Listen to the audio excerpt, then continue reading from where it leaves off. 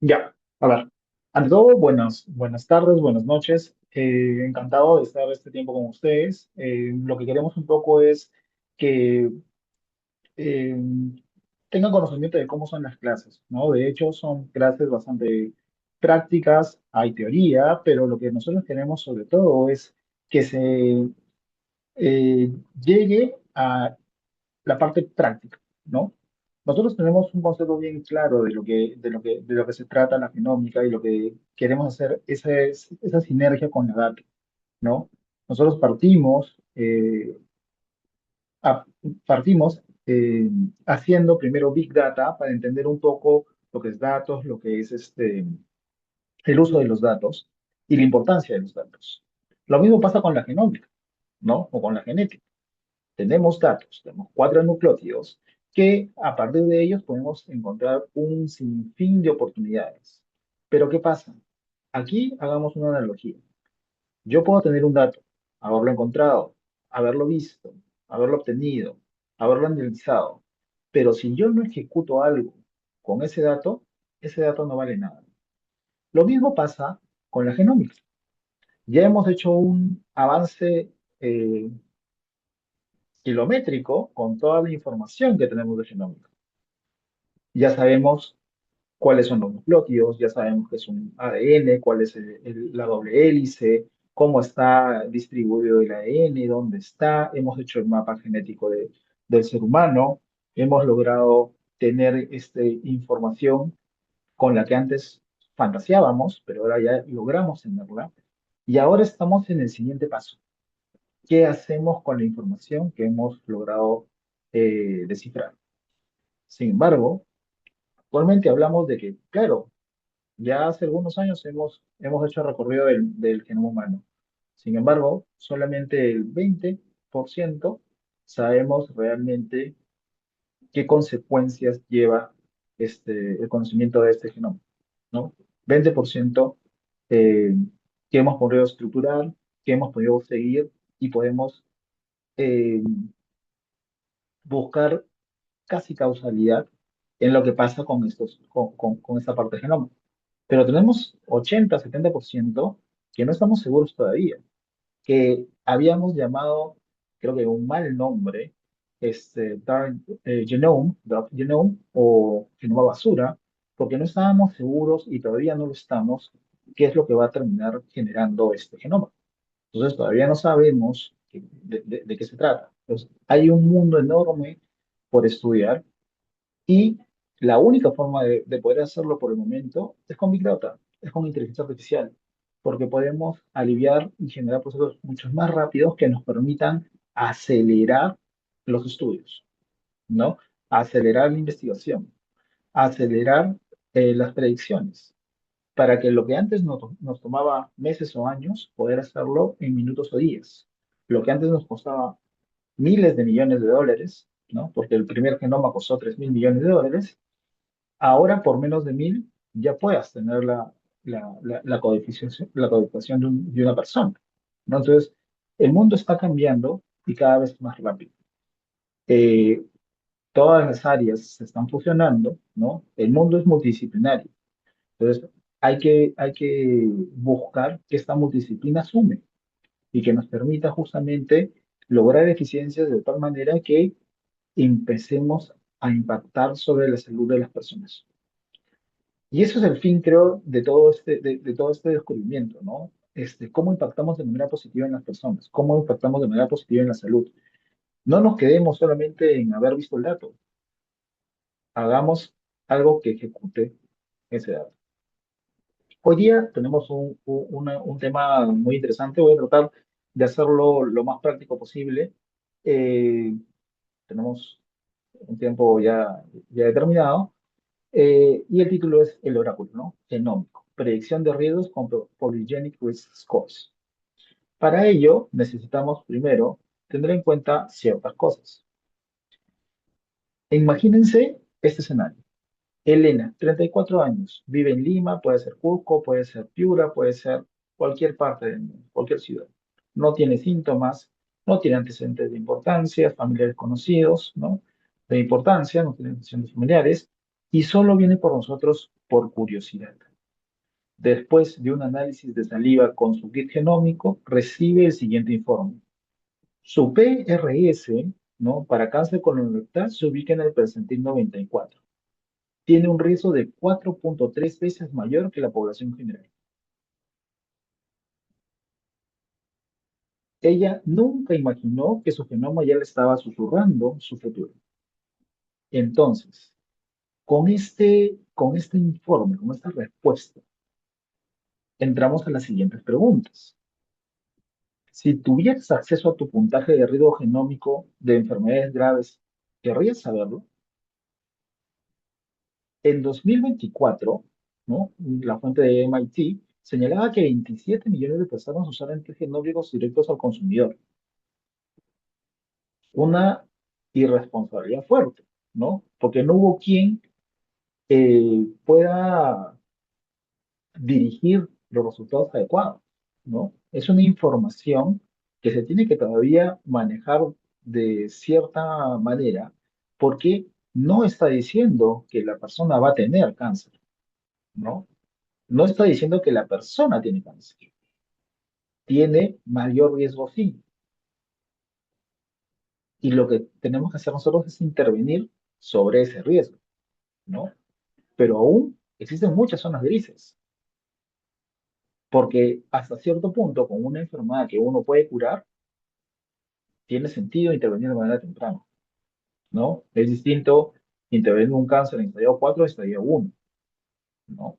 En estadio 0, 1 se cura, en estadio 4 hay que hacer unas quimioterapias y terapia biológica costosa, entre cirugías. Pero si fuese para un cuadro como Alzheimer, ¿a alguien le gustaría saber a los 20 años que va a tener Alzheimer o tiene 7 veces más riesgo de tener Alzheimer en 10 o 20 años? La reflexión se los dejo a ustedes por el momento. Sigamos. Y por eso tenemos una serie de scores que se han ido trabajando a partir de, el mapa genético que estamos eh, evaluando. Y lo que se hace básicamente es eh, la interpretación de varias combinaciones de genes que se encuentran en el genoma de la persona, ¿no? Esos son los famosos PRS, eh, Polygenetic Risk Scores, ¿no? Que básicamente es un valor numérico que agrega un efecto acumulado de miles a millones de variantes genéticas, ¿no? Los SNPs. O sea, si nosotros encontramos variantes genéticas que combinadas aumentan el riesgo de alguna enfermedad, podemos darle un valor, ¿no? Estas las encontramos distribuidas en el genoma, cada uno tiene un peso estadístico derivado de estudios asociados, obviamente, ¿no? No es que nos inventamos y ya está. No es como un estudio regular donde tienes un P de menos de 0.5 y es significativo. Acá estamos hablando de un P de 0.00005, ¿no? 10 a la menos 8. Entonces, son variantes que para ser estadísticamente significativas tienen que ser muy precisas, ¿no? Por eso, una pequeña falla en el contexto, en la población que hayas utilizado, en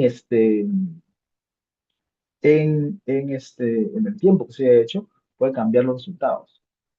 Esa variabilidad hay que tenerla en cuenta también al momento de dar una recomendación, ¿no?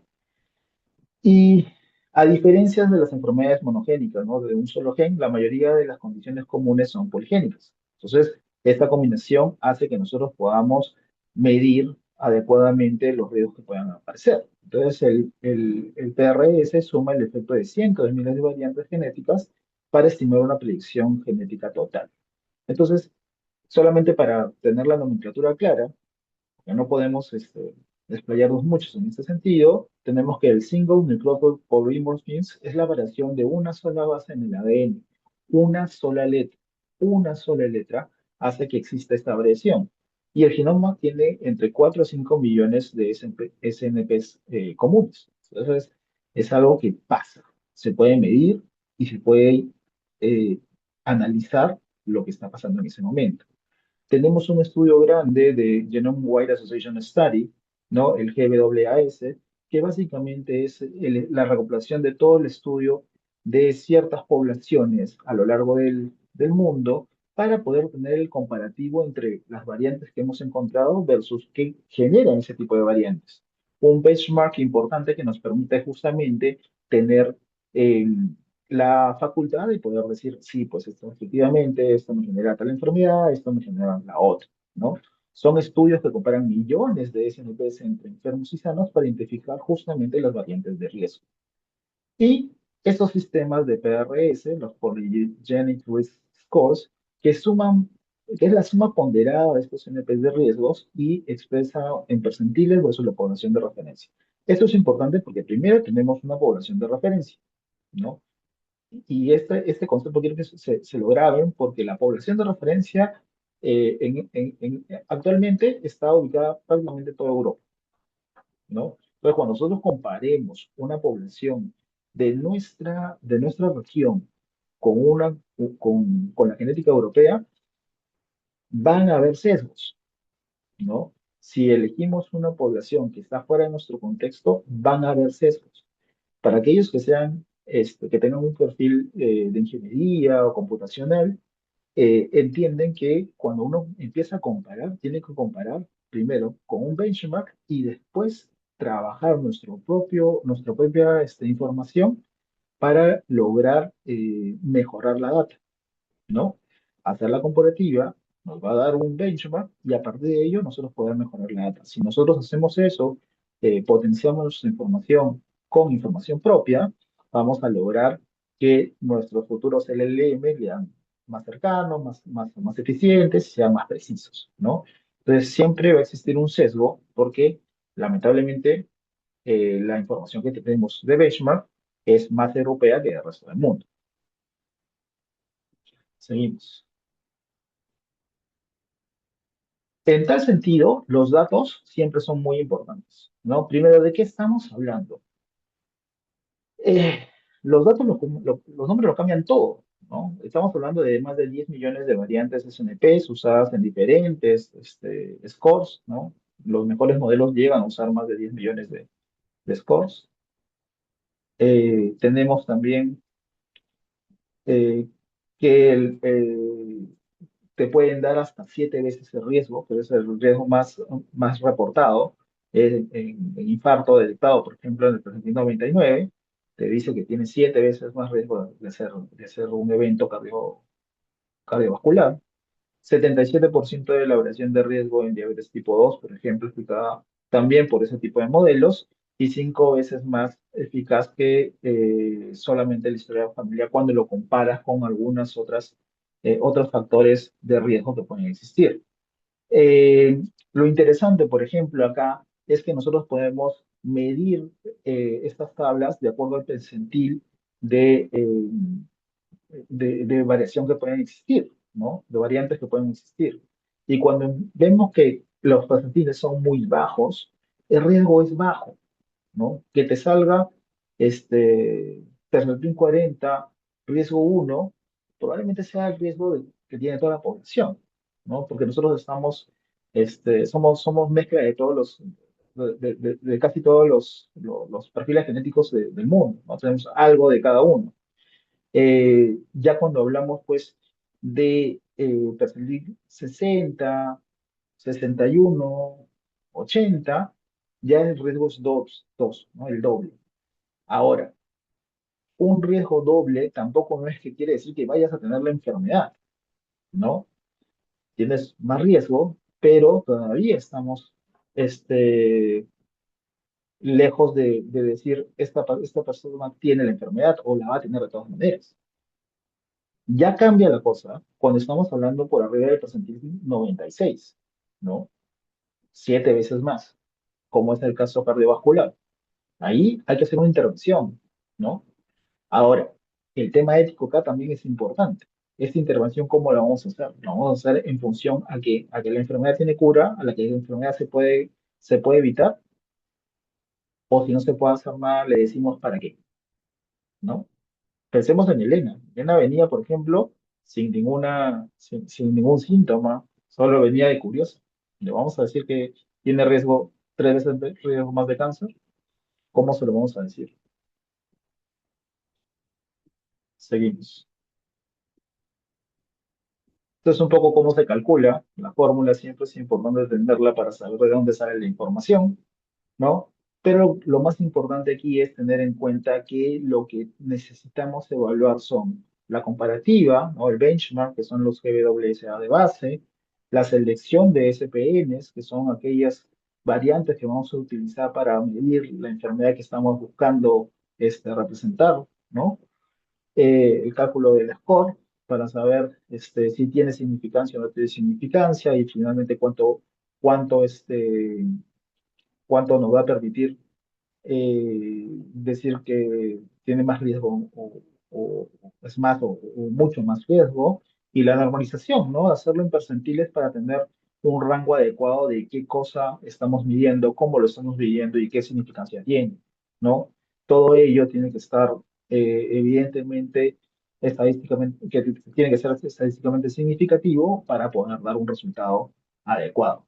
Siempre vamos a tener el sesgo de la población. En el GWS, en GWAS existe ese sesgo por ser una medición de mayor población europea, ¿no? Pero tenemos que ir corrigiendo ese tipo de sesgos. Ahora, en la práctica, no solamente sirve para, uno siempre piensa, ¿no? Ah, sí, esto es para enfermedades genéticas, ¿no? Y solamente sirve para eso. Pero en la práctica se usa para muchas otras cosas, no solamente para enfermedades genéticas. Tenemos que los riesgos de cardiopatía coronaria, ¿no? Podemos identificar hasta el riesgo de 5 veces más, ¿no? Sin factores de riesgos clásicos, ¿no? Entonces no solamente ya tenemos, sí, mi papá era hipertenso, mi mamá era hipertensa y tú de repente vas a tener tienes más riesgo de evento coronario, ¿no? No, tenemos un elemento más que nos permite tomar decisiones inclusive más temprano, ¿no? Este paciente, si tiene 5 veces riesgo de hacer un evento cardiovascular, pues tengámoslo preparado, ¿no? Que tenga una vida sana, que sea, que tenga no sea sedentario, entre otras cosas, ¿no? En cáncer de mama, lo más conocido es el BRCA1, BRCA2, ¿no? Hace un tiempo, pues, tuvo un revuelo con el hecho de haber encontrado valores predictivos de BRCA1, BRCA2 que eh, servían como un cribado precoz, ¿no? Antes inclusive de hacer la mamografía, lo que permitía tomar medidas que hasta ahora son polémicas porque el riesgo tampoco no es que sea tan alto, ¿no? Pero ¿riesgo qué? Cáncer de mama, cáncer de ovario, ¿no? Entonces, eh, muchas mujeres prefieren hacer la mastectomía profiláctica y justamente porque tienen este tipo de gen, ¿no? Y estas, estos scores te permiten un poco ir mapeando hacia dónde tenemos que ir. En diabetes tipo 2, el score poligénico explica hasta el 60% de la variación hereditaria, ¿no? Orientar a la intervención temprana. También cada vez queremos intervenir más temprano, ¿no? Dijimos, diabetes sí, no, prediabetes sí. Ahora, no, vamos a ver inclusive más adelante, este, o más atrás, digamos, qué riesgo tiene la persona que en este momento está sana de hacer diabetes, ¿no? Y de ahí ya viene la polémica. Alzheimer, por ejemplo, ¿no? Basado en ApoE, ¿no? En Epsilon. Eh, Puede, inclusive algunos scores hablan hasta de 3 veces más en riesgo cuando encuentras un biomarcador específico. La pregunta es, ¿qué haces con ese paciente? ¿Se lo dices? ¿No se lo dices? ¿Le dices que hay un riesgo porque no tiene enfermedad? Le cambias la vida al paciente, ¿no? Y eso no es un juego, no es que lo pueda decir, lo tiene que decir por lo menos un personal médico, ¿no? ¿Se imaginan hacerlo por correo, ¿no? O en tu casa y que te llegue una respuesta de que vas a tener Alzheimer, tienes 3 veces más de tener Alzheimer en los próximos 5 años o 10 años? Es una información que es difícil de digerir, ¿no? Entonces, hay que tener en cuenta eso también al momento de lograr este tipo de respuestas. En casa con lo rectal también eh, el ejemplo de Elena, ¿no? Le decimos que tiene 3 veces más riesgo. Bueno, le indicaríamos dieta, le indicaríamos que se haga los chequeos más seguido, ¿no? Este, pero por lo menos podemos hacer una intervención que va a tener un, un impacto positivo en la persona. Y los nuevos PRS de esquizofrenia y depresión mayor, ¿no? Que están orientados más a la farmacogenómica personalizada. Si yo tengo el mapa genómico de qué fármaco puede funcionar mejor o a menos dosis o no va a tener tantos efectos adversos, puedo elegir justamente qué fármaco usar en estos casos, ¿no? Ahora, el otro tema que también se liga mucho al tema de data es la seguridad de la información, ¿no?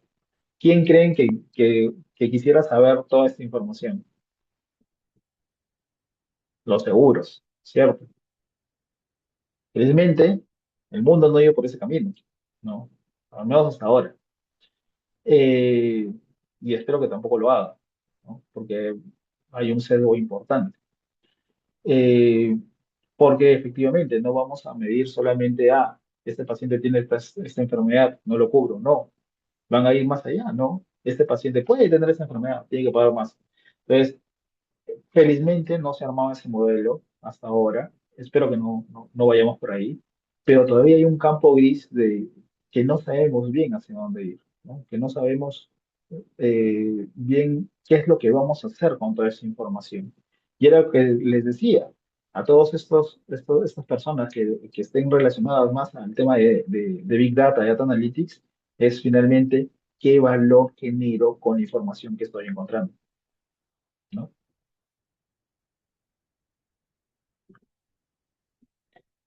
Esto nos lleva como preámbulo a la actividad que hemos preparado para este día, ¿no?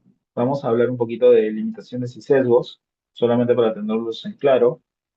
Acá estamos buscando tener claro que el benchmark que utilizamos es prácticamente de ascendencia europea, ¿no? 85% de este Global Wide Score está hecho en población europea, por lo que tienen características de población europea. ¿Se acuerdan cuando este, veíamos las tablas de crecimiento eh, de niños peruanos y las comparábamos con las tablas de crecimiento, o queríamos usar las tablas de crecimiento de niños europeos o norteamericanos? Éramos muy flaquitos y muy chiquitos, ¿no? Porque la tabla no era hecha para nuestra población. Entonces, hay que contextualizar la información. Si no hacemos eso, siempre van a haber sesgos. Y si vamos a tener los sesgos, hay que tener claro qué parte de la información está sesgada. Es totalmente válido. Acuérdense, como en Big Data, ningún dataset es perfecto. Ninguna fuente de información es perfecta. Siempre van a haber errores. Eso no invalida el uso de esa data. Lo que tienes que hacer y lo que es responsable es saber cuál es ese error para tratar de menguarlo. Lo mismo acá. El uso de esta información que es más europea no invalida su uso. Lo que hace es que tengamos que tener los parámetros adecuados para poder saber qué utilizar y qué no utilizar y sobre todo qué recomendar y qué no recomendar. Acá hay que tener en cuenta que correlación no es causalidad. No quiere decir que porque tengo 7 veces más eh, el índice, ¿no? No determina el destino. No quiere decir que lo voy a tener. ¿Por qué? Porque se hablan de factores epigenéticos.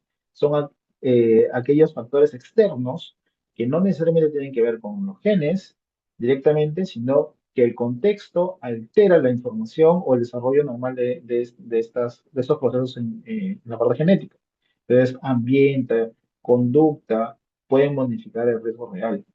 Entonces, son suma de factores lo que termina siendo que pase o no pase el evento, ¿no? Hay una penetrancia incompleta porque les decía, ¿se acuerdan?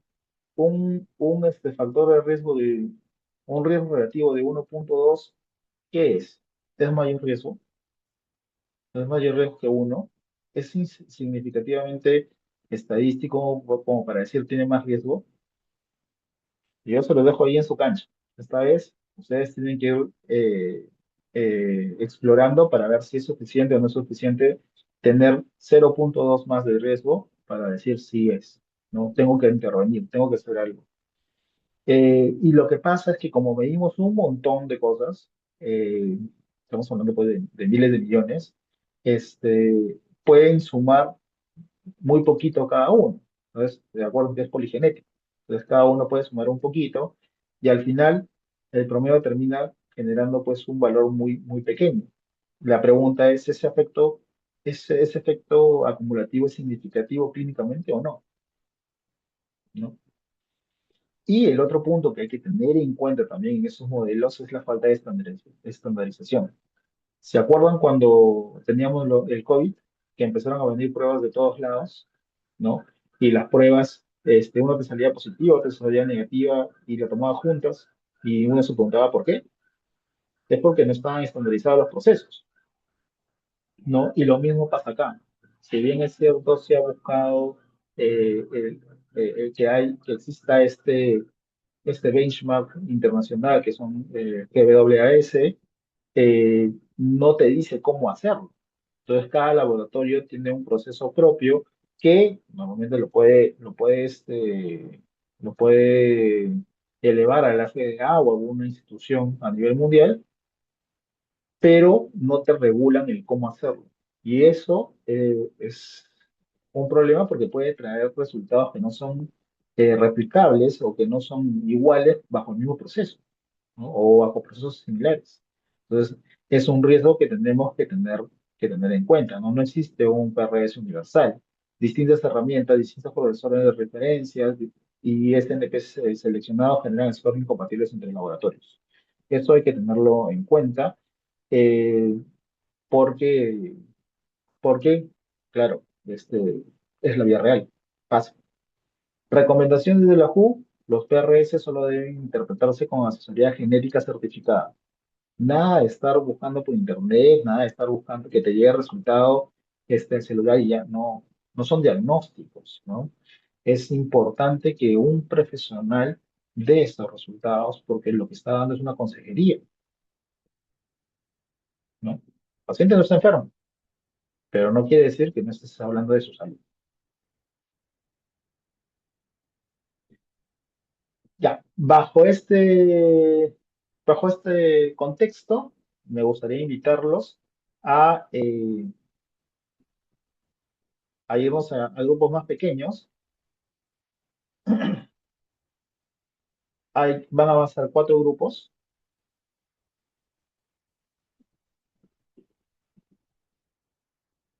Vamos a hacer 4 grupos. Y quiero que en su grupo deliberen sobre los casos que les voy a proponer. ¿Qué es lo que van a preguntarse? ¿Qué le dicen al paciente? ¿Qué exámenes solicitan? ¿Cuándo derivan? ¿Y qué intervenciones preventivas proponen? Vamos a hacer una votación, después de que ya se hayan puesto de acuerdo, eh, y con eso vamos a ver si estamos o no estamos de acuerdo. Acá hay mucha zona gris, no hay, no hay bueno ni malo, hay zona gris. Así que me gustaría saber cuál es su parecer. Vamos a hacer 4 grupos. Un momentito, les voy a mostrar primero cuáles son los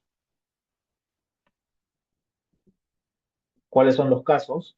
Caso A, Carlos, 42 años, sin hipertensión, IMC de 24, no fumador, padre con infarto a los 55 años, su PRS cardíaco es percentil 97.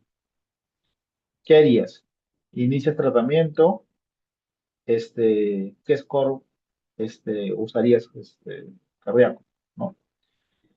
Caso B, María, 38 años, breca negativo, sin antecedentes de mamografía, pero PRS, cáncer de mama, percentil 92. Adelantas la mamografía anual, haces MRI profiláctica, ¿no? Jorge, 55 años, prediabético al límite, sedentario, glucosa 108, percentil 88. ¿Le empiezas metformina preventiva o solo estilo de vida? Y el caso de Ana, 45 años, síntomas cognitivos, APOE3, madre con Alzheimer, sin síntomas cognitivos. TRS, Alzheimer, presentil 4, PET 94. ¿Le informas o derivas a neurología preventiva? Esos son los cuatro casos. Vamos a pasarlos a sala, a salas más pequeñas, y este, tienen que tener la respuesta a estas preguntas. Y lo discutimos en 5 minutos, 7 minutos, para nadie.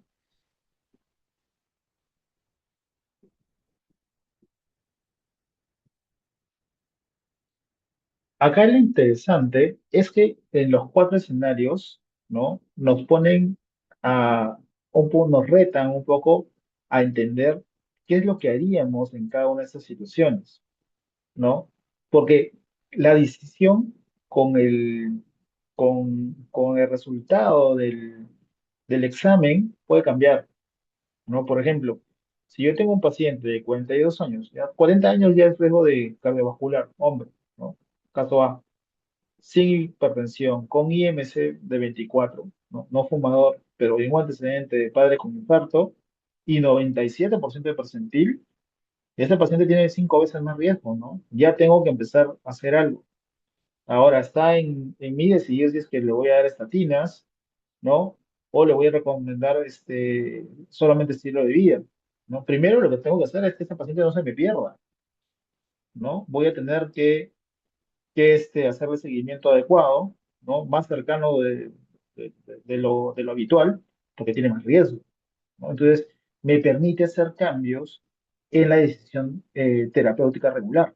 Y esto es sumamente importante porque no solamente estamos hablando de un paciente que tiene un riesgo pequeño, sino más bien si tiene un riesgo alto y podría evitar que pase algo que desencadene pues con la muerte. En cambio, en María, ¿no?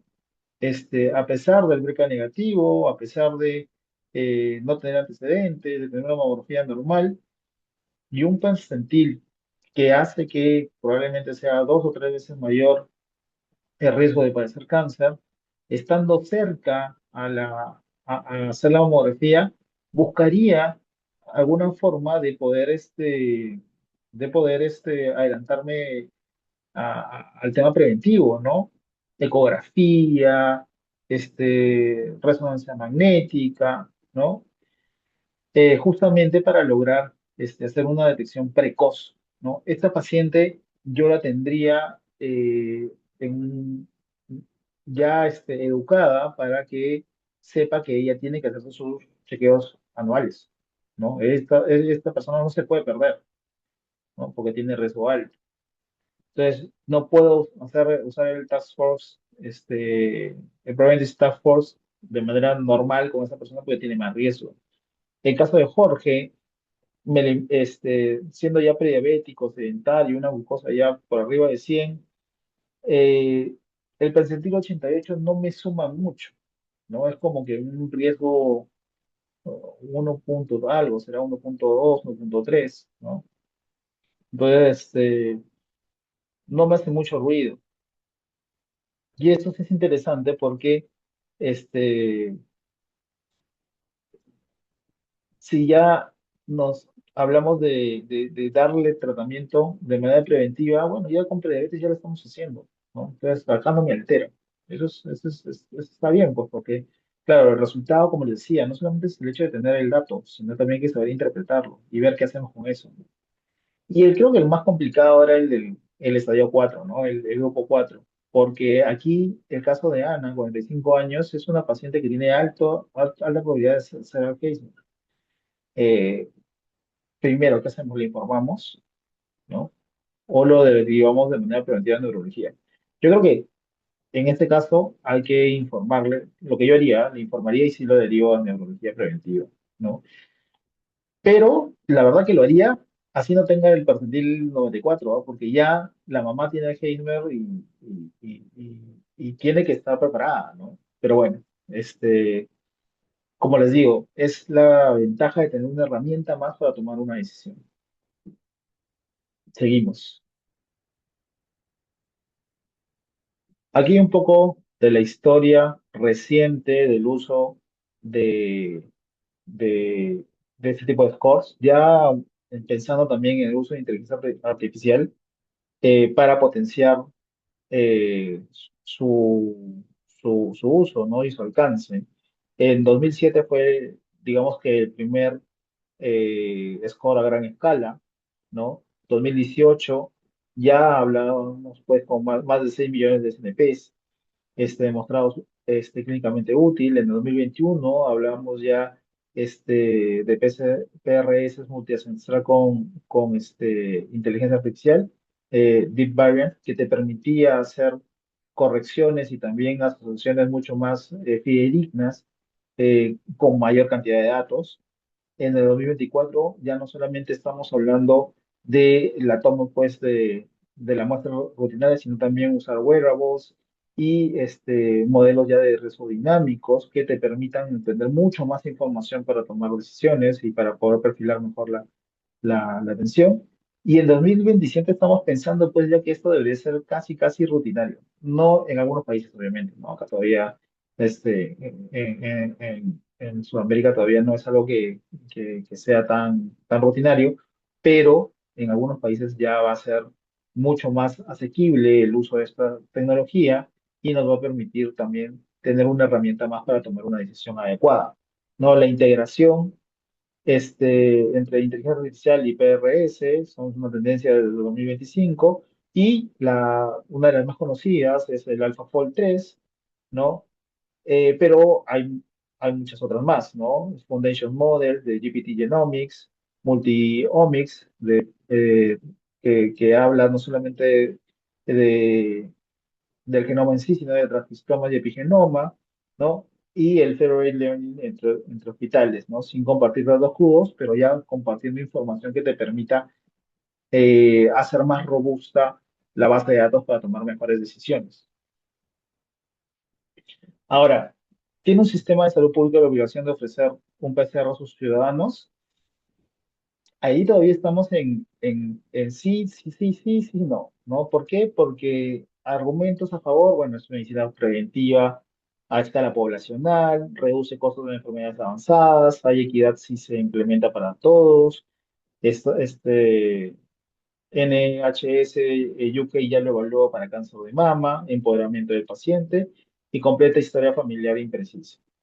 ¿Cuáles son los argumentos en contra? Ansiedad por resultados inciertos, no hay intervenciones para todos los riesgos, sesgos de ascendencia no resueltos, riesgo de discriminación, seguros, empleos, ¿se imaginan tener que reportar esto a un trabajo? Y costo de efectividad, ¿no? Sin evidencia robusta.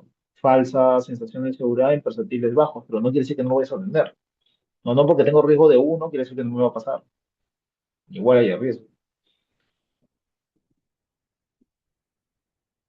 El desafío de la equidad genómica, y no solamente hablamos de equidad genómica, sino también de equidad para poder acceder a este tipo de tecnología, ¿no? 80% de los datos genómicos actuales provienen de poblaciones de ascendencia europea. Esto crea un sesgo de precisión para otras etnias, ¿no? La ciencia debe ser más inclusiva para ser justa. Claro, tienen que explorar más población para poder generar mayor información. Eh, Estonia es uno de los países que tiene casi toda su población ya codificada, toda la codificación genética de su población, ¿no? Es un país, creo que el más digitalizado del mundo, que ya llegó inclusive a estos niveles. Y cinco ideas que quiero que se lleven hoy día y reflexionen también sobre ello es, primero, que el score no es un diagnóstico, es una probabilidad estadística sobre una distribución poblacional. Los mejores PCRs actuales usan millones de SNPS y tienen superiores a los factores clínicos clásicos, o sea, tienen mayor peso estadístico. El sesgo de ascendencia es el talón de Aquiles, ¿no? Porque casi todos son europeos. La integración con IA y historia clínica electrónica y otros tipos de fuentes es el próximo salto en la medicina preventiva, ¿no? Verdaderamente personalizada. Ya hacemos salud poblacional, ya podemos hipersegmentar, tenemos que empezar a personalizar las intervenciones. La bioética es inseparable de la implementación de privacidad, equidad, consentimiento informado no son negociables. Aquí, el consentimiento es informado no solamente es para preguntar si es que se puede hacer o no se puede hacer, sino también, este, finalmente, eh, decirle al paciente qué es lo que se va a hacer, qué se va a hacer con su información. Es sumamente importante. Un poco de las referencias y eso sería todo por mi parte. Quedo atento a cualquier consulta. Gracias.